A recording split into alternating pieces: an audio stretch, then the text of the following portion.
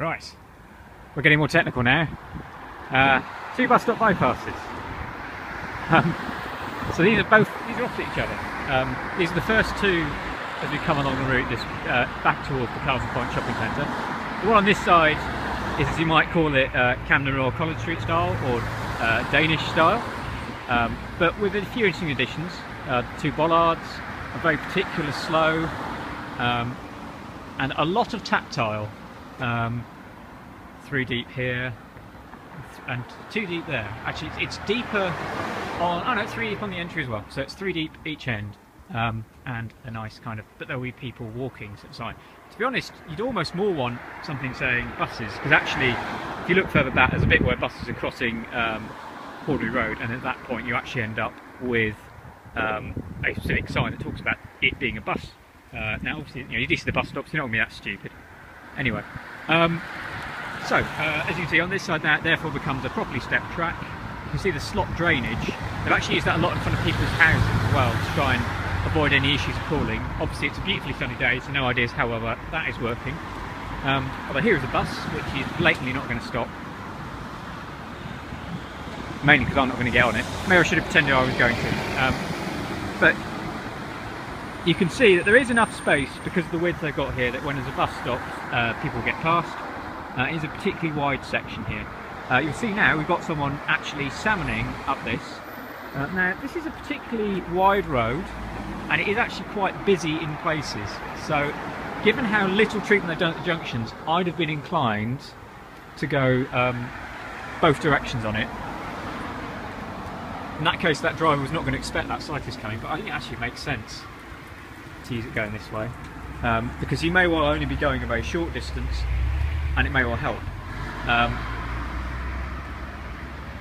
But obviously the fact that she feels safe doing that is to an extent a function of the quality of what they've built here. Now actually she's actually trying to get to the other side, so that's interesting. So she could potentially have gone into the cycle track on the other side, but presumably because of the complexity of the junction further back, she will be doing this here. Let's be honest, it's Sunday morning. The odds of this being a random exploration rather than a regular journey is quite slim. So it's more than likely that she has decided that this is the regular way that she does this route.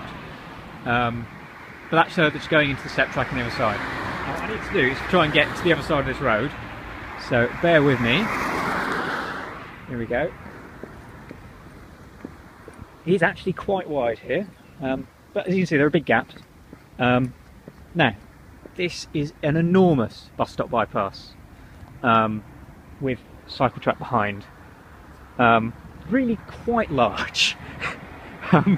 I doubt it ever gets busy enough that it's really absolutely necessary, but they had the space, so why not? And actually here you can see 2 people cycling on the track in the other direction.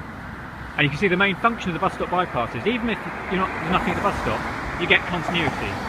You just get to keep going. This is actually quite impressive. Yeah, you're right, James. This is, consider. I think this probably is Bournemouth's first proper one that they would have built. So I'd love to know how they worked out to do it this well first time. So, compared to some of the things we've seen in London, they've been quite iffy. Now there is ramps at this. So basically, what you've got to bear in mind is the idea is that, and let's be honest, at the moment you probably find that both the bus traffic and cycle traffic, this is slightly overkill for what you're going to get, but it's good forward planning. What you get is bus pulls in here, passengers disembark. In theory, you don't want them to feel like they can go straight over the track. You need them to be aware of it in some way. Now, for the people who are partially sighted, it's a real issue trying to work out how you best accommodate that. To a degree, we are feeling our way and working our way out on this. I'll be amazed if any bus stop bypass remains exactly as it's been built initially. I'm sure there will be things that we will do over time that will slightly improve accommodation. But these were trials, and I took part in trials on these 2 years ago at the Transport Research Laboratory. And what they tried to do there was to test what happens if you get a lot of people. So that's, imagine a full double-decker pulls up here and everyone tries to get off. In reality, the idea that the cycle track has any priority over that is possibly illusory. So you want to try and slow the cycles down on approach, because you're going to have some form of mixing whatever you do. So here the approach they've adopted is actually, for one thing, you've got very good visibility. you're looking straight down. You're going to see it happening all the way. Nothing is going to surprise the cycles. They're not going to be shocked. Oh my god, a bus is falling. They're going to see it. They're going to know it's happening. But obviously they get a little bit of warning. So what they get here is a slow and a classic pedestrian possibly with children's sign. The patrol sign probably indicates some kind of school nearby. Certainly this is a residential area. But as you can see, this thing is just enormous, frankly. The bus stop itself is long enough that I think you could fit 4 double-deckers in it. Is that actually a school? Yeah, actually, what it is, I think that's actually a school over here, going by the bike racks. Yeah. So we are, yeah, there we are. This is Bournemouth School for Girls. So the reason this is as big as it is presumably because actually this place is a big catchment. And I would imagine that part of what you're getting here is an enormous number of people coming by bus from quite far away. The beauty of this is, what you actually have here is also a safe route to school. If those children decide to cycle to school, for when they are alongside this busy road, they have protection and they have quite good safety. By UK standards this is quite high. By international standards, in terms of the Dutch, this may be middling to low. There are lots of little details they could definitely improve on. This is Bournemouth. This is quite far out into Bournemouth, near the Castle Point shopping centre, which is down that way about a mile, maybe a mile, half a mile. Bournemouth centre is kind of in that way, to the left. But yeah, so you're right next to a school here. And actually, you're right next to the school's car park. Which I think gives you an idea of how motor-centric this area can be. But again, we have actually someone going up it the wrong way.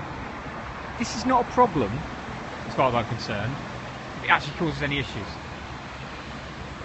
I think, frankly, there's a really good argument for these kind of facilities. If you've got the space, and actually, especially for the cycles, it's not going to be that much of an issue to make them bi-directional on both sides, because actually that reduces the number of junctions that cycling has to go through and increases the potential use. Speaking of having too much time around, I am now a bit late for getting back to the Green Party conference, which is why I'm here in the first place. So I should probably move on. But yeah, I think these are very impressive bus stop bypasses. I think they've actually, they've got bits of quality. I think they've probably made the right decision. This side, next to the school, you make the really big bus stop that everything can pull into. There are lots of roundabouts around here, so you can definitely turn around. You can actually, if you're doing a school service, you can basically do it temporary, one side, whatever.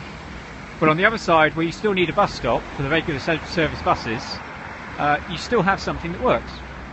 And there's still enough space that they even got a turning lane in. So they have used the space very effectively here. So yeah, I'm quite happy with this, and I'm going to bore off and find another one.